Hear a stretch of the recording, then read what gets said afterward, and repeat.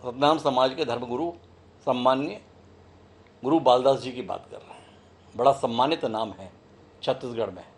उनके चिरंजीव हैं गुरु खुशवंत साहब जी। तो जब एक धर्माचार्य के घर में जन्म लिए तो प्रवचन प्रवचन कर दे, उपदेश उपदेश देते। इलोक में तो जो होगा सो होगा, परलोक सुधारेंगे, इसके संदर्भ में बताते। ये कहाँ आप सियासत वियासत में चले गए?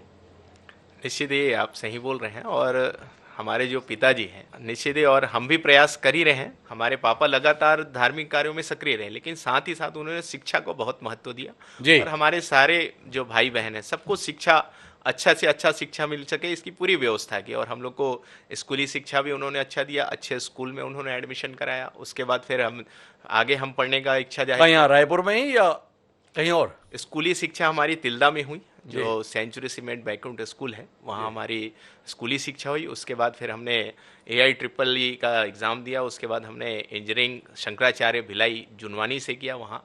और उसके बाद जैसे इंजीनियरिंग कंप्लीट हुई तो उसके बाद फिर M.Tech, उसके आगे भी पापा ने कहा कि आगे भी पढ़ाई करो, अभी जब तक पढ़ाई कर सकते हो अच्छे से पढ़ाई करो और आगे बढ़ो करके। तो हमने फिर M.Tech भी ज्वाइन किया। और जब हमने M.Tech ज्वाइन किया और जब हमारी इंजीनियरिंग कंप्लीट हुई तो उसके बाद हम जब घर आए तो निश्चित ही हम अपने पिताजी को देख रहे थे, लगातार वो समाज के बीच सक्रिय मेहनत कर रहे हैं।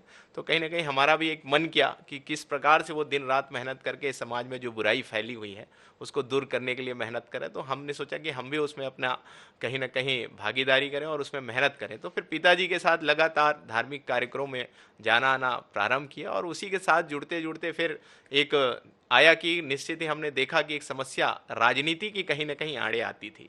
जब हम सामाजिक कार्य करते थे, समाज के लोगों को न्याय दिलाने का प्रयास करते थे, तो कहीं ना कहीं एक राजनीतिक जो कहीं ना कहीं जो राजनीतिक के माध्यम से जो हम उनको सहयोग कर सकते हैं, वो कमी हमको कहीं ना कहीं दिखाई दे रही थी। तो इसको ध्यान में रखते हुए फिर पिताजी का भी आदेश हुआ कि राजनीति में भी कहीं ना कहीं हम सबको रहना चाहिए। तो फिर उस अनुसार से फिर राजनीति में प्रवेश किया और राजनीति के माध्यम से फिर अब समाज को और जितना ज़्यादा से ज़्यादा न्याय दिला सके उसका प्रयास कर रहे हैं।